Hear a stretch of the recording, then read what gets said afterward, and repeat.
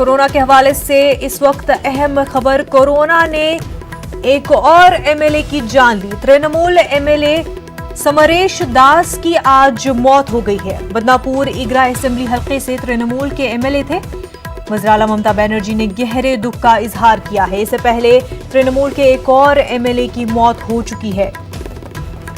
मगरबी बंगाल से अहम खबर आपको बता रहे हैं। कोरोना ने एक और एमएलए की जान ली है। तृणमूल एमएलए समरेश दास की आज मौत हुई है। बदनापुर इगरा असेंबली हल्के से तृणमूल के एमएलए थे। वज़ीर-ए-आला ममता बनर्जी ने गहरे दुख का इजहार किया है। इससे पहले तृणमूल के एक और एमएलए की मौत हो चुकी है।